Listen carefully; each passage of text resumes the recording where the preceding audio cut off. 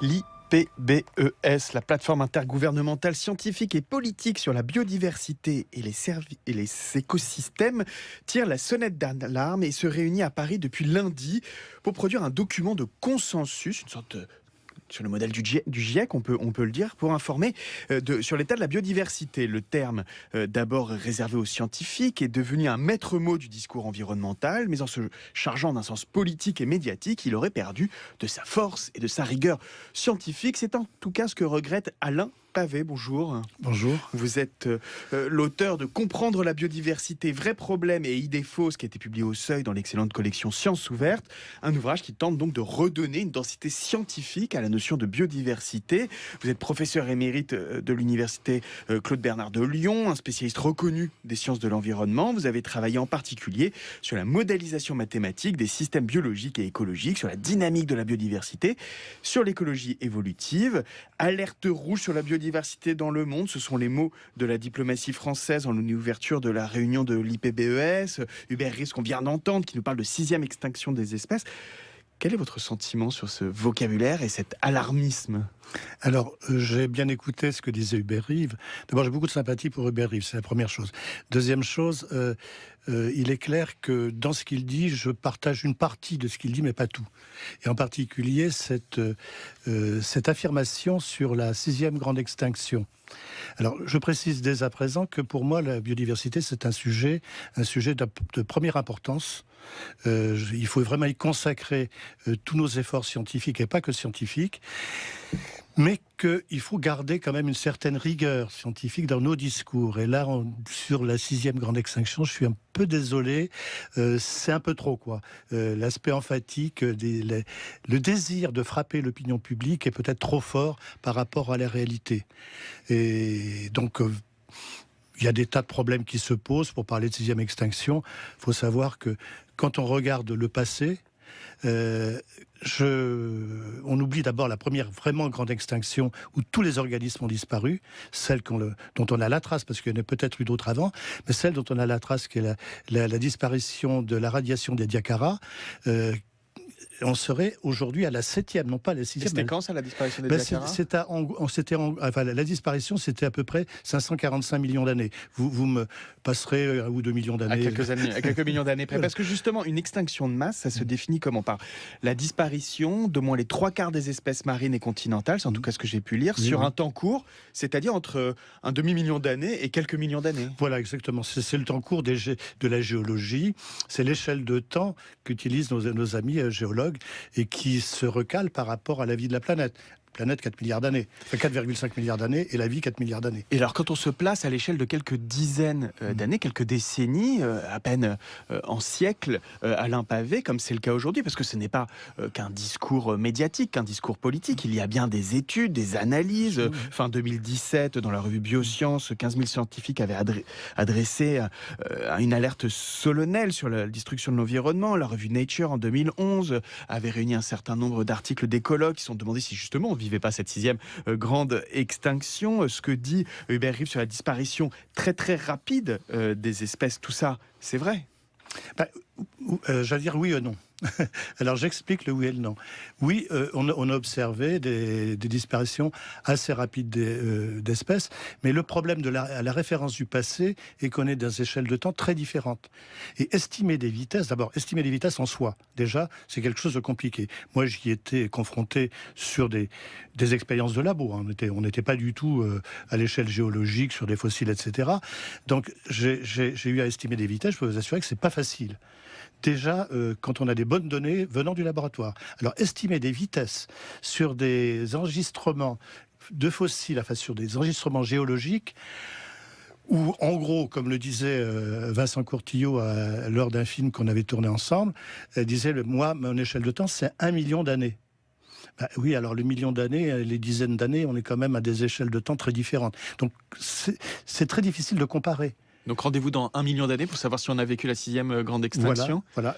Dans 1 million d'années, je pourrais qu'on comprenne bien, mais qu'on comprenne bien sur ce problème de la vitesse. Qu'est-ce qui rend difficile? C'est-à-dire que comme on est dedans, en fait, on est dans une échelle trop courte, et donc si ça se trouve, les populations vont remonter. En 25 ans, on nous dit que près d'un tiers des mammifères, des reptiles, des amphibiens, des oiseaux, des poissons ont disparu. Mais bon, 25 ans, c'est très peu. Si ça se trouve, ils vont revenir. On a vu les thons rouges dans la mer Méditerranée, par exemple, revenir en masse. Ça, c'est effectivement le message qu'il faut faire passer. C'est que la vie, ça n'arrête pas de bouger. C'est en changement permanent. Comme disait un de mes collègues physiciens, c'est l'invariant du vivant, c'est les variations. C'est un peu une provocation, parce qu'on met en opposition de mots, mais c'est vrai que c'est ça. Et ce qui est permanent, c'est le changement. Donc à partir du moment où on est dans un... alors pourquoi on se pose ces questions? C'est parce qu'on sait quand même observer maintenant un peu mieux qu'on savait observer même au 19e siècle, et encore moins avant. Alors c'est pour ça que de temps en temps, quand je vois même des références historiques, ça me laisse un peu pantois, parce qu'on donne des références historiques avant même que la notion d'espèce ait été formalisée. Donc on prend comme point de départ, en gros, le début du XVIe siècle, donc 1500, c'était l'Amérique, enfin c'était tout ça. Là, d'un seul coup, on a beaucoup de biodiversité qui est apparue dans les catalogues, puisqu'on est arrivé dans un continent nouveau. Mais cela étant, à partir de 1500, quand on se référence au passé, il faut savoir que les méthodes qu'on avait, d'abord on n'avait pas de méthode, en fait, faut être clair. C'était des récits de voyageurs, qui étaient au demeurant très intéressants, mais c'est quand même approximatif. Donc il y a réellement un problème qui est un vrai problème sur lequel il faut accorder beaucoup de temps, c'est un problème météorologique. Méthodologique. Mais peut-être météorologique aussi. Non, mais justement, je voulais y venir. C'est peut-être qu'on est informé aussi de ce qu'on sait du réchauffement climatique, et on a vu le négationnisme sur le changement climatique, le réchauffement climatique. Au début, quand les scientifiques alertaient, il a fallu faire un GIEC, c'est-à-dire avoir un regard scientifique à peu près, non pas unanime, puisque c'est impossible, mais consensuel sur cette question. Et donc on se dit que sur cette disparition d'un certain nombre d'espèces qui est réelle, qu'on peut mesurer pour le coup véritablement. Peut-être que les appréciations sur la vitesse, comme vous l'avez dit, Alain Pavé, ne sont pas aussi rigoureuses qu'elles le devraient, mais malgré tout, on est bien face à la chute d'un certain nombre d'espèces, de la population d'un certain nombre d'espèces sur une aire donnée. Bien sûr. Mais tout à fait. Là, moi, alors, le terme négationniste, il faut faire très attention, parce qu'il est quand même très connoté, autrement connoté. C'était des gens qui critiquaient, qui n'étaient pas en accord avec les positions sur le climat. Je précise tout de suite que nos collègues qui travaillent sur le climat ont un très gros avantage par rapport à nous. Le gros avantage, c'est qu'ils disposent de lois physiques. Ils peuvent construire des modèles fiables, le plus fiable possible, bien plus que ce qu'on sait faire nous, et ils peuvent être beaucoup plus rigoureux.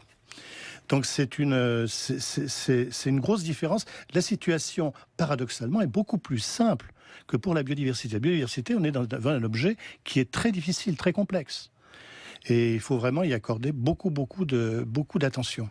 Dans l'intervention d'Hubert Reeves qu'on a entendue, à la fin, il disait « On détruit plus vite que la capacité du vivant à se reconstruire ». On n'a pas commenté cela encore, Alain Pavé. Je vous propose d'écouter Franck Courchant, qui est écologue au CNRS et qui expliquait justement sur sa chaîne YouTube quelque chose qui allait dans ce sens. Tous les jours, ce sur quoi je travaille me montre à quel point ça va mal. C'est-à-dire que ça a vraiment empiré depuis ces dernières décennies. Ça veut dire qu'on fait de pire en pire. On n'apprend pas. Je vois les études telles qu'elles sont et je vois à quel point tout disparaît vite et surtout à quel point on a une apathie de la société. Les gens sont plus intéressés par le fait de savoir si leur équipe de foot va gagner ou de savoir quel est le salaire du prochain transfert dans leur équipe que de savoir si la biodiversité est en train de s'écrouler et si on est en train vraiment de scier la branche sur laquelle on est assis. Et dans ce cas-là, effectivement, c'est pas du tout catastrophiste de dire qu'on se dirige vers un avenir post-apocalyptique, enfin apocalyptique d'abord et ensuite post-apocalyptique. La fin du monde. C'est-à-dire, pas la fin du monde, parce que le monde il va s'en relever. Et, ça c'est la bonne nouvelle. La biodiversité, elle va refleurir. Il y aura à nouveau des millions d'espèces. On sait à peu près combien de temps ça va prendre. À partir du moment où l'homme arrêtera de taper dessus, il faudra à peu près 1 million d'années pour retrouver des niveaux équivalents. La mauvaise nouvelle, c'est que l'homme sera certainement plus là pour en profiter. Alain Pavé. Bien, alors c'est un peu comme pour Hubert Reeves, je partage une partie de ce que vient de dire Franck Courchon, que je connais par ailleurs très bien, donc et qui fait d'ailleurs un excellent travail, notamment de médiatisation du fait scientifique. Là, il a fait sur Arte une série de petits films absolument remarquables. Et là, c'est sa chaîne YouTube sur laquelle on a récupéré cet extrait. Mais tout à fait, c'est fait un travail remarquable. Alors, encore une fois, est-ce que ce langage catastrophiste est adapté au langage scientifique? J'en suis pas sûr. On a un collègue québécois qui s'appelle Yves Gingras, qui parle d'armes de distraction massive. C'est-à-dire qu'on aime se faire peur. Se faire peur, la peur se vend bien, enfin, tant qu'elle fait pas du mal. Hein, c'est avoir peur, on aime bien avoir peur. Hein, quand on faisait les manèges, sur les fêtes foraines, elles sont fondées sur la peur, parce que la sécurité en même temps, mais quand même avec une émotion constante dans le remue-ménage que ça peut engendrer. Donc oui, alors encore une fois, je suis en partie d'accord avec Franck Courchon, bien sûr, mais je suis aussi en partie désaccord sur la forme du message. La forme du message, catastrophiste. Catastrophiste. Mais il faut bien, malgré tout, dans ce passage, on reproche souvent aux scientifiques de rester dans leur tour d'ivoire, de ne pas descendre dans l'arène politique, et surtout sur un sujet comme celui-ci, et qui intéresse manifestement de plus en plus les Français, et à bon droit, qui est celui de l'écologie. Donc vous êtes écologue, je ne sais pas s'il faut dire comme ça, en tout cas c'est votre... Plutôt écologue. C'est votre champ, plus écologue qu'écologiste, vous voulez dire? Oui, parce que le problème de l'écologie, c'est qu'elle est tellement morcelée avec différentes, disons, orientations. C'est la seule discipline scientifique, d'ailleurs, qui est comme ça. Donc, on a l'écologie scientifique. Là, je me revendique plutôt d'écologie, enfin, même complètement d'écologie scientifique. Il y a l'écologie politique, dont on parle beaucoup, mais il y a l'écologie religieuse. Vous savez peut-être que, ou peut-être pas, je ne sais pas, c'est que la seule discipline scientifique qui a un saint patron. Donc Jean-Paul II, en 79, a déclaré que le saint patron de l'écologie serait évidemment Saint François d'Assise. Donc on a l'écologie religieuse, etc. Bon, l'écologie médiatique. Il y a même, je dirais, un versant qui est un peu embêtant, qui est l'écologie mercantile. Vous voyez actuellement beaucoup d'entreprises verdissent le greenwashing, ça c'est clair. Excusez-moi du terme anglo-saxon, mais... Vous avez dit Verdi avant, donc ça convient. Je pense que les auditeurs auront compris Alain Pavet. Ce que j'aimerais comprendre, moi, c'est en quoi, finalement, ces autres formes d'écologie, parlons surtout de l'écologie médiatique et de l'écologie politique, si vous le voulez bien, viennent polluer, selon vous, et excusez-moi du mauvais jeu de mots, viennent polluer l'écologie scientifique, qui est celle que vous venez de défendre. Eh bien, alors polluer, je ne sais pas si le terme est bon. Moi, je ne suis pas du tout pollué par l'écologie médiatique ou l'écologie politique. J'y trouve certains... Par exemple, prenons l'écologie politique. L'écologie politique, j'ai des points d'accord avec un certain nombre de discours. Quand l'écologie politique nous dit que le problème n'est pas uniquement un problème biologique au sens classique du terme, mais qu'il y a des problèmes socio-économiques qui sont liés et qui sont effectivement, je dirais qu'une partie d'ailleurs des problèmes aujourd'hui qu'on a avec la biodiversité, ce sont quand même d'origine socio-économique. Je partage évidemment cet avis. Cela étant, il y a d'autres points de vue que je ne partage pas. Alors, dans Comprendre la biodiversité, vrais problèmes et idées fausses, Alain Pavet, que vous publiez donc aux éditions du Seuil dans la collection Sciences Ouvertes, justement, vous analysez ce passage du terme biodiversité, du langage scientifique au langage courant, pour le dire comme ça. Quelle est la définition scientifique de la biodiversité et en quoi elle a évolué au cours du temps? Alors, je crois que la meilleure définition avait été donnée non pas en 88 dans le livre qu'avait édité Edward Wilson, mais dans un autre livre qui est moins connu parce que il était un peu plus difficile d'accès sur le plan scientifique, qui était un livre qui était publié suite à une réunion à Harvard, donc en 90, et dont l'éditeur était Otto Solbrig. Et là, il parle de biodiversité. Excusez-moi encore, alors que je suis un grand défenseur de la langue française, je vais prendre le titre dans la langue originale, c'est-à-dire l'anglais, From Gene to Ecosystems. C'est-à-dire qu'en gros, la biodiversité, c'est pas uniquement... Aujourd'hui, c'est les espèces. En plus, l'espèce, il faut savoir que c'est une catégorie... On va y revenir. Taxonomique. Bon, c'est pas une catégorie fonctionnelle. Bon, je passe tout de suite, parce que si on y revient, je détaillerai un tout petit peu. Mais du gène à l'écosystème, oui, c'est bien ça. C'est-à-dire qu'on a une diversité, évidemment, des gènes, puisque c'est ce qui va caractériser le développement et les formes des organismes et leur fonctionnement. Mais on a également les organismes, on a les populations. Les populations, c'est un ensemble d'individus interféconds, pour simplifier. On a les communautés, c'est-à-dire des êtres vivants qui vivent ensemble dans un écosystème. Et puis vous avez les écosystèmes, et puis vous allez jusqu'à la biosphère. Donc en fait, c'est tout un tas de niveaux d'organisation qui vont du gène, effectivement, à l'écosystème. Et donc réduire ça à un discours sur les espèces, c'est épouvantable. Alors là, je dis franchement, scientifiquement, c'est épouvantable. Vous le dites, il y a une loi dans la biodiversité, l'une des rares lois de la biodiversité, justement, c'est cette loi aire-espèce, c'est-à-dire le ratio entre le nombre d'espèces sur une aire donnée, un espace donné, mais vous dites, elle est très mal utilisée. Oui. Alors, elle est très bien utilisée quand on veut estimer, par exemple, sur une superficie assez grande, si on veut estimer le nombre d'espèces à partir d'un échantillonnage, donc il sera plus petit, parce que tout compter, c'est pas possible. Petite anecdote au passage, il y a une dizaine d'années, on comptait 1500 espèces d'arbres en Amazonie. Aujourd'hui, on est plutôt à 16 000. Donc, vous voyez que... Je ne l'ai pas dit, mais vous avez été en charge d'installer l'antenne du CNRS en Guyane et vous avez été responsable du programme Amazonie pendant des années. Voilà, exactement. Donc, je connais un peu le problème. Oui, bien sûr. Donc on est passé à combien d'espèces maintenant d'arbres sur l'Amazonie, on est passé donc de 12 500, c'est les mêmes qui ont fait. Donc c'est des gens qui ont dit, voilà, il y a 10 ans, enfin un peu moins de 10 ans, voilà ce qu'on a trouvé comme estimation. Maintenant, on est plutôt à 16 000. Donc c'est pas du tout de la concurrence entre des équipes qui rajoutent. Non, c'est les mêmes qui se sont dit, on a amélioré notre échantillonnage. Alors donc on peut estimer, évidemment, ça s'est estimé non pas, ils n'ont pas compté tous les arbres, il y en a 90 milliards. Dans tout le système forestier amazonien. Donc on n'a pas compté tout, mais on a fait des échantillonnages. Estimer le nombre d'espèces à partir d'un échantillonnage, ça marche bien, la loi espèces. En gros, ça augmente. Plus vous observez, plus vous regardez une superficie ou des superficies grandes, plus vous aurez une estimation. C'est intuitif, il sera meilleur. Alors par contre, ou en revanche, utiliser cette loi pour estimer des extinctions, c'est épouvantablement faux.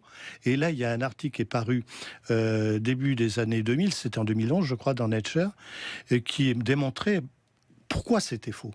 Pourquoi c'était énormément faux. Et c'est pas faux un petit peu, c'est faux énormément. C'est-à-dire qu'on se trompe totalement parce qu'il y a... Alors je vais pas détailler la fausseté. Non, mais en deux mots quand même, qu'est-ce qui fait qu'on ne peut pas mesurer la disparition d'une espèce juste en regardant une aire géographique où on avait l'habitude de la trouver, où on ne la trouve plus, ou peut-être, puisque c'est la deuxième caractéristique de ce qu'on mesure aujourd'hui, de voir les espaces, la réduction des espaces où l'on trouve une espèce donnée, telle ou telle espèce. Alors, première chose, quand vous avez des espèces endémiques, on utilise le terme espèce, tant pis.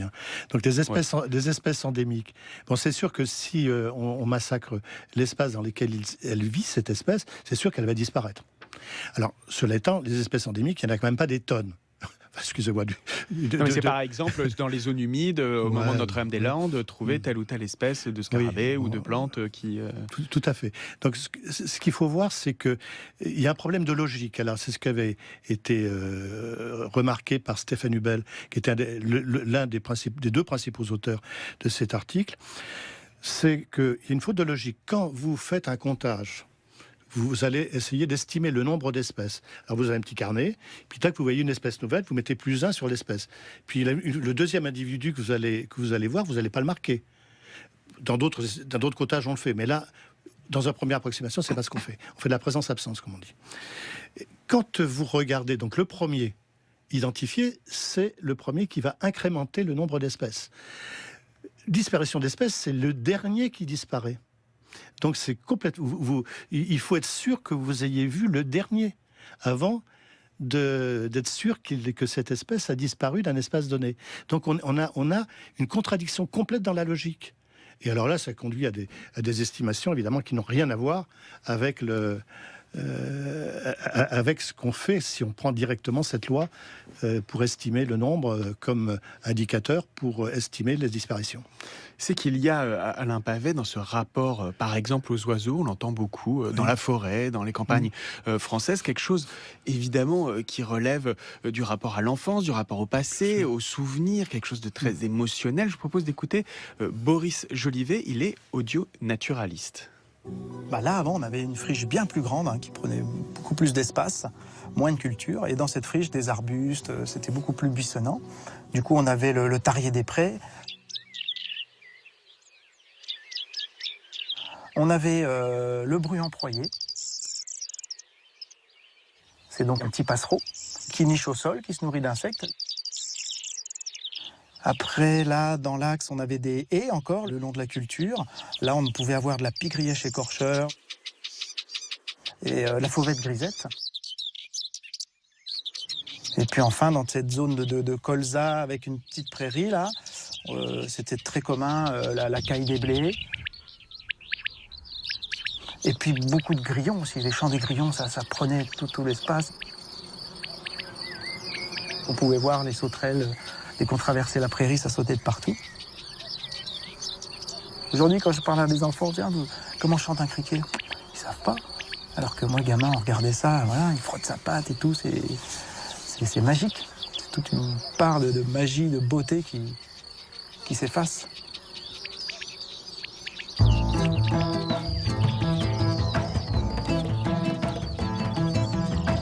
France Culture. La grande table. Raphaël Bourgois.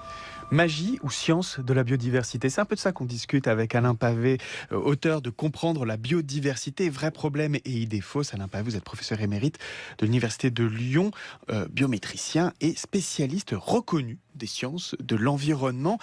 On discute depuis le début de cette émission justement de cette utilisation du terme de biodiversité, à quel point elle est difficile à mesurer, à comprendre. Il y a un élément important dans votre livre et qu'il faut peut-être aborder ici, c'est la question du hasard. Le hasard comme condition de la diversité. Alors, dans ce à quoi on assiste aujourd'hui, on ne peut pas vraiment parler de hasard, s'il y a quand même la main de l'homme. Ou est-ce qu'il faut estimer que cette présence de l'homme, ce qu'on appelle l'anthropocène aujourd'hui, cette capacité de l'homme de manière massive à venir influencer le cours de la nature, c'est le fruit du hasard?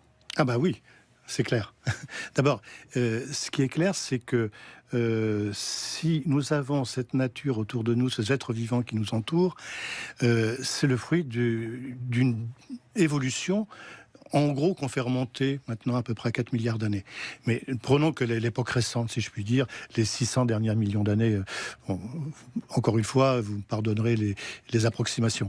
Donc oui, et ça, c'est l'évolution, et ça a été l'une des grandes révolutions scientifiques des 2 derniers siècles, lorsque Darwin a publié De l'origine des espèces, et qu'il a expliqué que ce qu'on voyait, ça pouvait s'expliquer autrement que par une création divine, et que les processus naturels pouvaient très facilement expliquer cette diversité qu'il observait. Lui, il a parlé beaucoup de variations, ces variations qu'il observait. Et il avait pris comme exemple, comme support de réflexion, ce qui se pratiquait déjà depuis pas mal de temps, depuis le début de l'agriculture, ce qu'on appelle la sélection variétale par les agriculteurs. Donc on ne peut sélectionner que si vous avez de la diversité. Parce que vous ne pouvez pas sélectionner sur une seule espèce. Il ne se passera rien. Donc vous allez sélectionner sur une grande diversité. Et ce qu'on appelle hasard, encore une fois, un terme un peu globalisant, mais qu'on arrive maintenant, qu'on peut préciser quand même, son origine maintenant peut être parfaitement définie. Enfin, parfaitement, il ne faut pas exagérer. Peut-être définie. On a fait quand même des gros progrès depuis quelques années. Et ce hasard, c'est lui qui induit des variations. Et c'est donc des variations qui fait que, en général, les enfants ne ressemblent pas aux parents. Que dans une famille, il y a une diversité. Dès le noyau familial, il y a une diversité. Alors ne parlons pas si on regarde l'ensemble des êtres vivants. Oui, mais justement, si on parle de ces variations dans le nombre des populations, vous avez expliqué toute la difficulté, évidemment, à la mesurer, à la comprendre la vitesse de disparition ou de croissance de ces populations. Mais malgré tout, il semble aujourd'hui, en tout cas, c'est ce à quoi travaille l'IPBES en ce moment, il semble qu'il y ait recherche d'un consensus pour dire que la situation n'est quand même pas terrible en termes de nombre de populations et de diversité. Vous avez dit, oui, la main de l'homme, c'est du hasard, mais c'est un hasard peut-être le seul sur lequel on peut agir. Le hasard, c'est l'homme en tant que tel, au sens évolutif du terme, non pas au sens de l'action qu'il a. Évidemment, l'action qu'il a n'est pas toujours hasardeuse, encore qu'il joue au jeu de hasard. Oui, mais sur la nature. Sur la nature, à mon avis, il y a aussi quand même des choses qui sont un petit peu aléatoires dans la façon dont il agit sur la nature. Cela étant, maintenant, il réfléchit quand même. L'homme n'est pas complètement démuni. C'est d'ailleurs sa grande caractéristique, ce qui le distingue des autres êtres vivants, c'est qu'il est capable de comprendre des choses, de prévoir. Il y réfléchit, mais est-ce qu'il agit suffisamment selon vous ? Suffisamment. Est-ce qu'il faut agir ? Alors, d'abord, il agit dans pas des forcément systèmes qui bien. sont des systèmes complexes, qui sont faits d'équilibre. Oui, alors, non, pas d'équilibre. Alors là, c'est un terme à proscrire. Très bien. Dans Idéphos, c'est le terme d'équilibre. Il n'y a pas d'équilibre. La vie, heureusement qu'il n'y a pas d'équilibre. Sinon, il n'y aurait pas d'évolution. Sinon, on ne serait pas là. S'il y avait un équilibre, c'est établi depuis quelques milliers d'années après les premiers êtres vivants. Et ici, on aura un grand océan avec plein de bactéries dedans et même pas cette jolie biodiversité qui nous entoure. Donc c'est clair. Il faut proscrire le terme équilibre. Très bien. Idéphos. Parfait. Je le proscris de mon vocabulaire, Alain Pavé. Promis, je ne prononcerai jamais plus le mot équilibre. Vous pouvez... Non, mais à propos de la nature, Oui, évidemment, parce que je vais quand même continuer à utiliser ce mot qui est bien utile. Non, mais on parlait de systèmes complexes, par essence non linéaires, et donc sur la question de l'intervention de l'homme. C'est-à-dire qu'aujourd'hui, on voit bien qu'il y a une intervention néfaste. Est-ce que, selon vous, vu ce que vous connaissez de la biodiversité, la façon dont vous envisagez la biodiversité, est-ce que, pour le dire assez simplement, toute forme de correction, d'intervention pour essayer de corriger ça, est-ce qu'on est sûr que ça irait dans le bon sens, que ça apporterait les solutions qu'on aimerait apporter ? Disons qu'aujourd'hui, on a au moins quelques bases scientifiques qui permettraient de dire ce qu'il faut faire. Par exemple ? Par exemple, quand on met des aires en protection, ça c'était un succès quand même, de faire de... En fait, ce qu'il faut faire, c'est ne rien faire. C'est le protéger, c'est ne pas agir. C'est en gros, oui, en gros, c'est mieux qu'agir de travers. Mais on peut aussi agir de façon extrêmement positive, en facilitant, par exemple, la diversification elle-même. Tout à l'heure, on parle beaucoup de ce qui disparaît, mais on compte jamais ce qui apparaît. Il y a des espèces nouvelles qui apparaissent tous les jours, mais on les voit pas. Donc on les compte pas. Donc, en gros, ce changement, on ne compte que ce qui disparaît et on ne compte pas ce qui apparaît. Alors le problème serait de savoir, d'avoir effectivement un bilan d'apparition et de disparition. Or actuellement, on n'a qu'un bilan du côté disparition. Par contre, à apparition, je cite quelques exemples, enfin au moins un exemple dans mon livre, il y en a d'autres. Un exemple dans mon livre, c'est le fameux moustique du métro de Londres, où il y a une nouvelle espèce de moustique qui est apparue quand on a creusé... Oui, enfin, on perd les gorilles, on gagne le moustique du métro de Londres. Non, mais bien sûr. Ce qui d'ailleurs, c'est pas un bon moustique, c'est un moustique qui pique. Oui, on s'en doute, c'est leur fonction première. Mais bien sûr, je suis d'accord avec vous. On n'a pas gagné le moustique du métro de Londres, mais on a vu à ce sujet-là qu'une espèce nouvelle pouvait apparaître extrêmement rapidement. Sur le moustique, j'ai appris ce matin qu'il y avait un labo qui venait de s'ouvrir à Strasbourg, pour étudier les moustiques qui sont des vecteurs de maladies. Donc la biodiversité n'est pas toujours bonne. Donc ces moustiques, ça pique, ça transmet des virus de temps en temps, c'est quand même pas marrant. C'est pas marrant, c'est vrai, les moustiques, je vous le confirme, Alain Pavé, bien que moi, il me pique assez peu, je le dois le dire, c'est un des mystères de la nature. Cette interdépendance que vous développez dans comprendre la biodiversité, c'est aussi ce qui intéresse l'IPBES dont on parle depuis le début. Et pour l'illustrer, ils disent qu'il y a aussi une interdépendance de nature économique. On voit se développer, et vous l'avez dit, vous avez parlé du greenwashing, mais il y a une autre forme d'approche économique qui est de dire, finalement, la biodiversité, c'est un asset, comme on dit en économie, c'est un gain économique. 40% de l'économie mondiale repose sur des services gratuits rendus par la nature. C'est ce que disent les experts CDC Biodiversité, une filiale de la Caisse des dépôts. Quel est votre regard là-dessus ? Bon, écoutez, là, j'avoue que je suis pas très très bon en sciences économiques. La seule chose que je vois, Alain, en tant que modélisateur, c'est que les modèles de nos amis économistes sont pas excellents. Les prévisions en termes économiques, comme disait Bernard Maris, un économiste, c'est celui qui vous dit le lendemain pourquoi il s'est trompé la veille. Donc alors, je veux pas, comme je suis pas spécialiste de la question, mais difficile de répondre. Sur cette approche, voilà, cette approche. Alors ça, c'est un problème de conflit à l'intérieur même de l'IPBES. C'est-à-dire cette monétarisation quelque part, parce que c'est comme ça que ça se traduit, de la biodiversité, c'est quand même ça plaît pas à tout le monde. Et c'est un des points d'achoppement actuellement dans les discussions. Au moins, c'était au mois d'août. Ce qui se passe à Paris, j'en sais rien. Ce que j'espère à Paris, c'est qu'il y a un consensus, qu'il se passe des choses intéressantes, que ça se passe comme au GIEC. Ça, c'est ce que j'allais vous demander. Qu'est-ce que vous attendez finalement de cette réunion de l'IPBES, compte tenu de tout ce qu'on a dit là, c'est-à-dire la nécessité de redonner un peu de chair, un peu de corps à l'approche scientifique de la biodiversité? J'oserais dire ce que j'espérais, c'est ça justement, d'abord. Et puis d'autre part, de serrer un peu plus le discours, d'éviter des mots qui sont... Par exemple, on parle des services des écosystèmes. Moi, le terme service me gêne, parce que le terme service... Comment se développe un service ? C'est un service entre deux êtres humains.